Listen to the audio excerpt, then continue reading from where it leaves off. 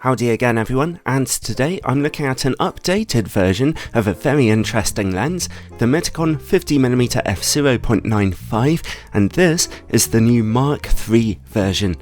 This manual focus lens is now available for full-frame mirrorless cameras, be they Canon EOS R, Nikon Z or Sony E mounts, and it costs $800 US.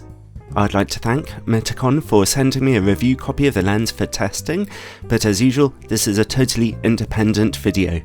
And I should tell you now that this is going to be a shorter review than usual because this new version of the lens only has a few updates to the previous version, and the lens's optics are essentially the same as the Mark II lens. I tested that myself to check.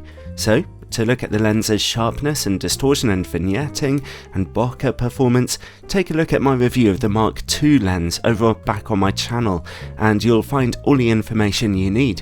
I can sum it up by saying at f/0.95 there's low contrast, but some useful resolution in the middle of the image. If you want sharp corners, you have to stop down to about f4, where the lens is actually a decent performer, but wider than f4, the corners are pretty soft.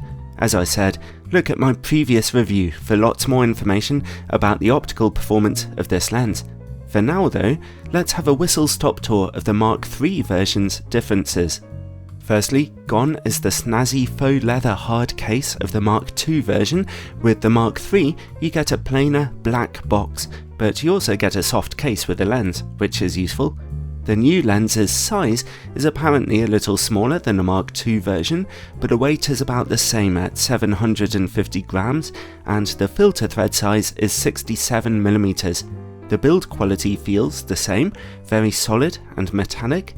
The face of the lens shows a small cosmetic difference at the front, and it's clearly marked as being the Mark III version. The aperture control ring seems about the same. It turns smoothly, revealing 11 straight-cut iris blades. Now the Mark II lens had 9 slightly curved aperture blades. We see the first major improvement in the focus ring, which is far more precise than in the older lens. It turns almost a full 360 degrees. That means this newer version of the lens is much easier to focus than the old one, particularly at that maximum aperture of f/0.95, where the depth of field is razor thin. Another small improvement is that the lens's hood, which is quite deep and well flocked on the inside, now clips onto the lens a lot more positively, rather than feeling like it's being screwed in. So, well, that's it for build quality. The main improvement really is that focus ring, which is now so much more precise. When it comes to image quality, I tested this new version of the lens carefully, and as I said before, it's the same as the old. So take a look at my review of the Mark II lens for just about all the information you'll need. It's hardly the sharpest lens in the world, particularly at close focus distances, but at f/0.95 you do get a nice spot of sharpness in the middle of the image. You even get the very unique looking bokeh of the Mark II version. One optical area where we do see some change is in flare control. This Mark III version either has a better internal design or new optical coatings, because compared to the poor performance of the Mark II version, we do see a slight improvement. It's not a big difference, but if you look carefully, the streaky rainbows are tamed down a bit. While I was testing this new lens out and about, I also noticed that it seemed to have slightly more contrast than the Mark II version, even when shooting on a sunny day, so that's good to see. And, well, that's about it as far as I can tell. Overall, the Mark III version of the lens is a minimal improvement over the Mark II, but any improvement is always good to see. The lens is easier to focus now, and the flaring control and contrast is a little better, which is genuinely important. It's still a bit of a Marmite lens. Some people will love it, and some will hate it.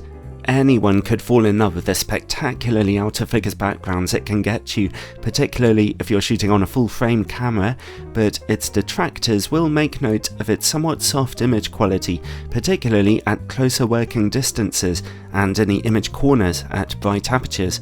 And, as with any manual focus lens, you'll have a lot of trouble shooting moving subjects. Even when taking portrait pictures, you'll have to ask your subjects to stay as still as possible if you want them to stay within your tiny depth of field at f/0.95. And the quality of this lens's bokeh is very mysterious. Mostly it's smooth, but it throws up some fascinating effects sometimes.